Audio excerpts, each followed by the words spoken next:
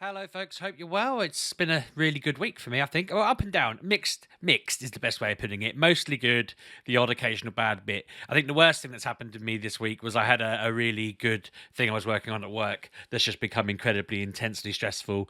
Not to go into any major details, but it was just like, it was going good. I was excited. I talked about it briefly with Claire. And then Monday, it was like, no. But on the plus side, I finally sorted out all my job stuff. I don't know if I talked about that much on the vlog, but I asked my boss about my role and pay and things like that a year ago, and that has all been resolved now, and that's great, which is really cool and helps me with a lot of life planning and thinking and that kind of thing, and slowly but surely sorting out all the various things we should be sorting out. So, yeah, positive news. I also had a positive week since last week. Ollie's had a really good week at school. Ben's had a good week at school. Emily's preparing for her Duke of Edinburgh award thing. She's doing the bronze level D of E. They were looking to volunteer at a pet place nearby, like a pet sanctuary. I don't know what it is. Like some sort of pet care, looking after, I don't know if it's abandoned pets or what. But she mentioned it to us, and in passing, Claire was like, "It's not this, is it?" And it turns out it was, and it's someone where Claire works with them through social care. So she was kind of like, "I'm not sure you can work with them. That's going to be a conflict of like Claire's job and Emily's life." So I've been trying to encourage her to find something new to do. I did say to her, like, not on the work bit, but on the other bit, they are allowed to do their own sort of skill-based learning things. And I said to her, see if you can work together. Ask if you can work together, and then maybe one of you could be an artist, one of you could be a writer, and one of you could be I don't know, something else. And you can make a book together, or you could be a film, a camera person, a music person, and a presenter, and film stuff. Whatever. Just make some content. Learn how to do all of that. So I don't know. They're having fun with figuring all of that out. But it's yeah. Hopefully, she doesn't clash with all these different things. I don't know if I mentioned before, but she put up, so in Stranger Things there was something that happened that you don't really notice unless you're paying attention, and she did a clip of it and put it on TikTok, and just laughed that this thing happened, and like it wasn't really focused on, and a character was, like, a small character was basically killed off without any kind of fanfare. And that clip got over like 1 million views on TikTok. So she absolutely dominated me because she's got. I've never had anything do 1 million, in my entire time online. But she's absolutely smashed me there with her first attempt. She just was filming filming a TV, I think, because she might have been recording it on her phone. Just stuck it out there and bang, 1 million hits. But I said to her, you could build on that success with your friends maybe and come up with some sort of plan. But I don't know. Probably need to talk to her again because she was like, yeah, and then she doesn't think about it for ages. She's a bit like me; she'll forget and then come back to it. I had my jabs at the weekend. You may hear in my voice, I'm a little bit coffee, a little bit bunged. I had my flu and my COVID jabs on Saturday, which is interesting because they rang me and were like, "Yeah, come in and have them." Then Claire's mum was invited to have them, and they were like, "You can't have them at the doctor's. You have to go somewhere else." And I looked, and mine was at the doctor's, and I was like, "What on earth?" And they were treating me more urgently than her, even though she's in her 70s. I was like, "Oh no, what does that mean about my health? Like, that's a bit worrying." But Kev was invited for his, so that makes me feel a little bit better. But my mum, who has had a heart attack and has a weaker heart now, and he's vulnerable and has to avoid people with COVID, has been told to keep waiting. So I'm like, again, what does that mean for me? Like, how am I more in need of the jab than she is? That's made me a bit worried, but not really. Like, just a little bit. Like, okay, maybe it's just different doctors. Maybe, I don't know. I mean, with the 70-year-olds, which is, yeah. But it might just be that they're thinking, look, he's working and he's got kids and he's more at risk. I don't know what they weigh up. It may just be the thyroid thing. It may just be that they were doing it in alphabetical order and they got to my surname. Oh, my mum's got the same surname as me. Damn, doesn't work. I did know that. I just didn't think it through. Right, so that's that sorted anyway. I've been jabbed. I'd basically written off my weekend. I was telling everyone and anyone who asked or wanted to know what I was up to that my plan for the weekend was to literally sit in bed. I realised it was Pokemon Community Day, so that didn't happen. I did my jab and then I went out and wandered around and caught Litwick and got like 5 shinies. But it was a bit weird actually. I was walking around on my own and there was this kid who must have been like 11-ish. He was like, "Are you playing Pokemon?" And I was like, "Yeah." And he was like, "Let me add you." And I was like, "I don't know you, so no, sorry." And he was like, "Oh, fair enough." And then he kept seeing me around and going, "I'm on 10, what are you on?" And I'd just shout back a number at him. And then I went to the fair for a bit. The kids were there, but it was a bit noisy, so I left. Went walking around again. I was trying to walk enough kilometers to do the. There was a 5K walk thing at the weekend, but I had to hatch an egg first, so it meant I had to walk 10K. And I got to I did 9K and forgot about it and missed the deadline. So I'm very disappointed. But I get the benefits of walking 9K. But it was pouring down with rain and on my way back, this boy was still out and about and he's asking me how many I got. And he was trying to walk with me and I was like, mate, I'm really sorry. I don't know you, but B, I'm trying to get home because it's about to rain and it is raining and I need to rush. So I'm rushing while this kid's running along behind me asking me questions. What's your strongest Pokemon? And I just thought, bless him, he's obviously not got anyone that plays the game that he can speak to that knows him or whatever. But just because that's the case, it doesn't mean he has to make friends with the first random man in his late 30s that he sees in the street. That seems really risky. I was like, you probably need to go home, mate. It's raining. Your family will be worried. And I felt really like, So that was awkward. But the community day in itself was good. Caught everything I needed to get and all of that. Got home, lounged on the sofa, watched Tottenham win against, was it Everton? And didn't feel ill. I was just like, oh, okay. So I arranged to visit my mum and dad thinking, we'll go around there. I'll just lounge on their sofa and eat all their food and drink all their tea and be looked after for a day. Went round there, was feeling fine, no problems, no side effects, nothing from the jabs at all. I didn't rear their heads. Just hung out with them for a bit, had a good catch up, had a good chat. Went home, just did my streaming. I felt fine. It's only today I woke up and suddenly I've got like a slightly off nose and a slightly sort of not a sore throat, but like a niggling like feeling of like, yeah. But it's like the end of a cold. It feels like I'm coming to the end of a flu, which is the best part, I suppose. Which is very bizarre. So I'm thinking I'll be fine in a couple of days. But I'm very relieved because sometimes these things have really whacked me out and ruined me. Speaking of ruining me.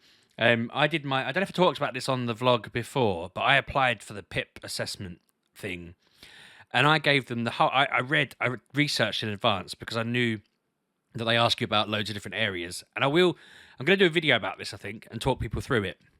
But I talked to them at length and I gave them stories and explanations for everything I was saying and talked through it all.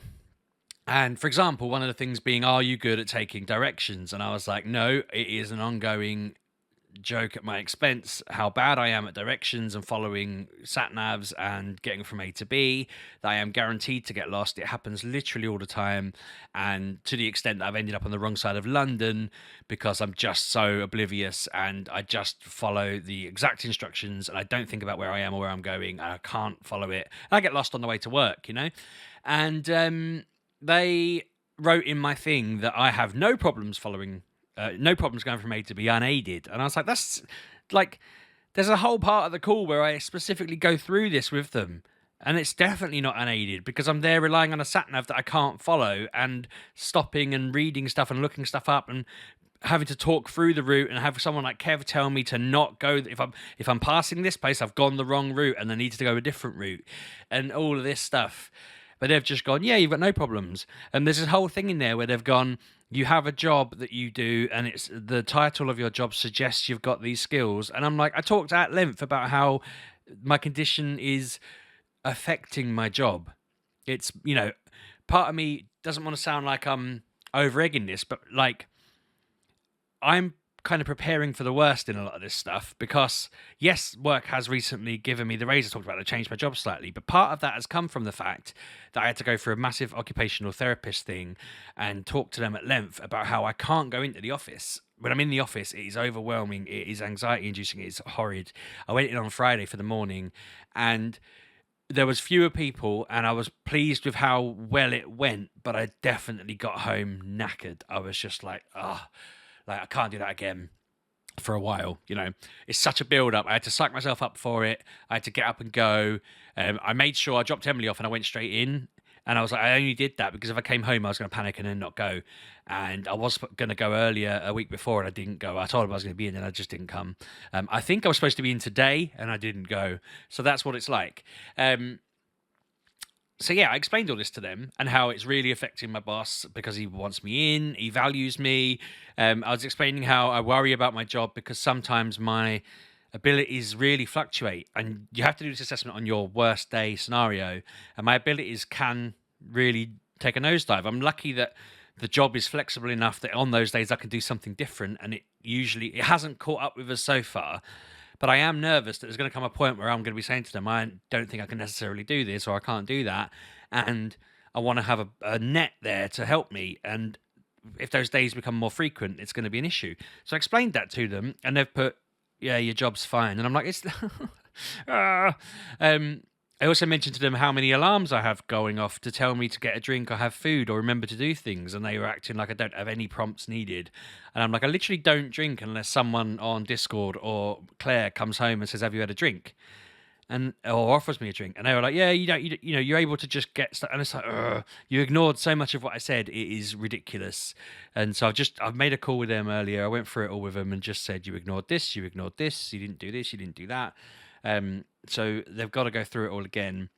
The frustrating thing is they sort of said you didn't supply any evidence for some of this stuff, and I'm like, well, what am I supposed to do? Ring the doctors and go, I never remember to get myself a drink in a day, so I go like 12 hours without having a drink, or you know, I remember to go to the toilet when someone says to me, like, get in the car, we're going. And I'm like, God, I haven't been to the toilet since yesterday. I probably need to go to the loo, you know. Or I'm suddenly in really pain because I'm thinking, oh, God, I've not gone to the loo.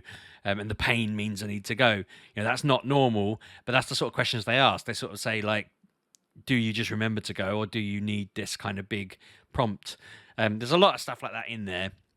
I am slightly nervous because, and I don't want to alarm anyone with this or scare anybody else hearing this fact, but it's something that I've heard a few times recently. Apparently, there's kind of every for people who are autistic or neurodivergent, you can burn out over time and lose abilities as you get older. And I already, before they said that, I was already feeling like the me of 15, 20 years ago, or even 10 years ago, you know, or even 5 years ago, you know, I've lost abilities that I had, or that have become harder to do. Forcing myself to go into the office every day and building up the momentum of just being in there every day. I'm not going to pretend that every day was a nightmare and I hated every day of it, but there were certainly days where it was getting harder. Before COVID hit, I was begging my boss to let me work from home, and he could not understand why I was having this issue. And it got to the point where I was just like, you really need to let me. And he was saying, you're too important, I need you in. And I was saying, that's nonsense, that's absolute nonsense, stop it. And then COVID hit, and I was one of the few people who was like, lockdown is amazing, keep this is what I want, this is my ideal scenario. So when they were like, everyone returned to the office, I just didn't do it because I was like, I can't do it. When they brought me back in, it was a nightmare. Trying to go from down here to that level was awful. And they were like, oh wait, you're coming bit by bit. And I was like, no, because it's just I was in hell before. I can't do it. I think I've burnt all that away now. That ability to do that is gone, and it's not going to grow back. Or even if it does, it's going to grow back at great personal expense, mentally, physically, financially. You know, it's not worth it, and that's just going to keep progressing with things over time. And so I'm nervous in the back of my head, thinking that I'm going to be 40 in 3 years. And then getting, 40s, 50s, 60s. By the time I'm my parents' age, I don't think I'm going to be as able as they are. Like, just based on how I feel right now, or the amount of meds I take right now. And that's not me being pessimistic. I'm sort of hoping that I've been vigilant and that I'm ahead of it. On the flip side of that, I'm thinking, look, if I get all this stuff sorted now, make hay while the sun shines, as I said to someone the other day, getting on all these different tablets that I need, or hormones or medication, getting therapy, getting finances sorted, I'm hoping that they're the things that help me stay at a level. And then as my friends get older and they're, I don't know, they just start slowing down or whatever, they're just going to come to my level, but they're maybe going to keep getting older, whereas maybe I'll stay at a level a bit longer because I've put the effort in now to maintain a standard. I don't know. I'm trying to draw a line under it and maintain that. I don't know whether it'll work. I think most of you will get this, especially if you're neurodivergent yourself. You will understand where I'm coming from, and you will have to do the same thing. You've just got to prepare for the future. It's part and parcel of it. I'm sure. I mean, he won't be watching, but I'm sure if Kev was watching, he'd probably know in the back of his mind that he might not have the energy to do the level of work output he does now in 10 years' time. And I'm sure he plans to retire by then, but I know a big part of his life plan is to build up enough fingers in enough pies that he can start removing the big chunks. And he's already kind of done that by employing people. Obviously, I'm in a different kettle of fish. I'm a different scenario, different person, but it's something that I need to think about. And yeah, I was a bit miffed when I read this PiP thing, and it was just like, meh, you're all right. And it's like I literally went through it, and I found a thing online that really talked through it all and made sure the scoring was right. So off the back of that, I made a list, which I think I talked about on a stream the other day. I'm just going to try and scroll back in my book to it, of topics that I might do videos on. Like, not all of them in one, just individual videos just about these things. So I thought doing a PiP talk might be good.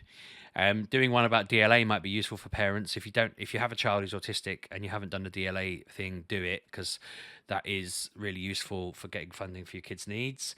I wanted to talk to people about IATPs. If you don't know what an IATP is, I just noticed I got a bit of white on my shoulder. It's bothering me. IATPs are like local government support services for mental health and needs and stuff like that. It's where I got the cognitive behavioral therapy. It's where I got the career advice and some of the other bits and bobs that I got. Everyone can get them, so I'm going to do a video on them at some point. Finding a community, because I've got a couple of communities that I really value. Talking about dealing with the Senko and the local authority, I thought would be a good one. Work advice, joining, getting jobs and stuff like that. I feel like I know so many autistic people who are struggling to find work that doing a video on this might be useful. What charity support is out there keeps getting asked. School help, obviously been through it with Ollie. My whole channel is probably built around that at the moment, so doing that would be useful. Going to university, there's a lot of lack of knowledge there that I've been dealing with recently, with some people talking to them about their options, and they've been quite surprised at what they've got available to them.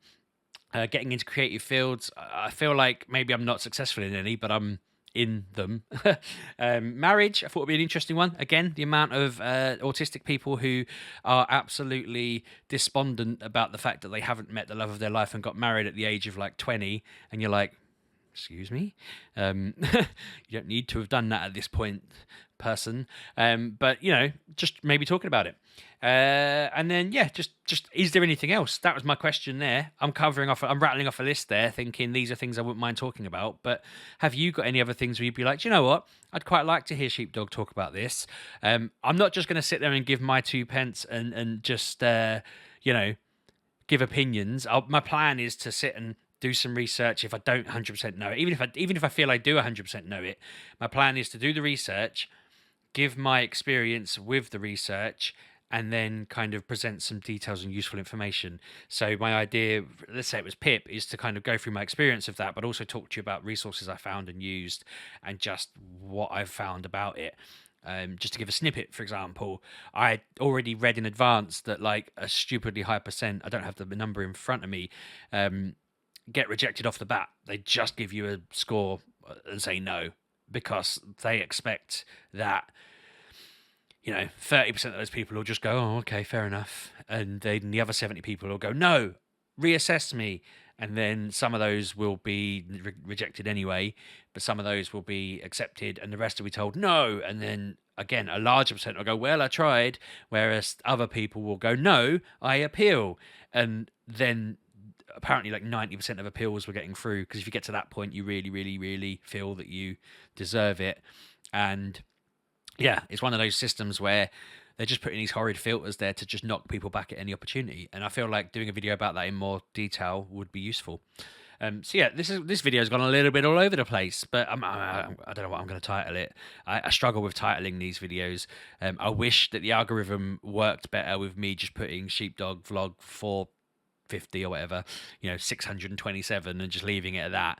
But I need to put something on there like, oh my god, I set fire to myself, and then everyone clicks it. It's a scummy system and I don't like it. But if you notice that, I have to, chatting to other people, you have to come up with the most clickbaity title possible, and I'm unless something genuinely horrific has happened or something dramatic has happened, I never know what to put. So I'm just like, blah, everything's good, everything's bad, and you will click more when it's bad, which shame on you.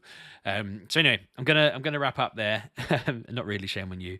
Hope you're all well. Let me know in the comments how you're getting on. Let me know what videos you would like. Let me know your thoughts, your feelings, your weeks, what you're looking forward to, all that stuff. Just write a comment. If every single one of you writes a comment below, I'll be happy.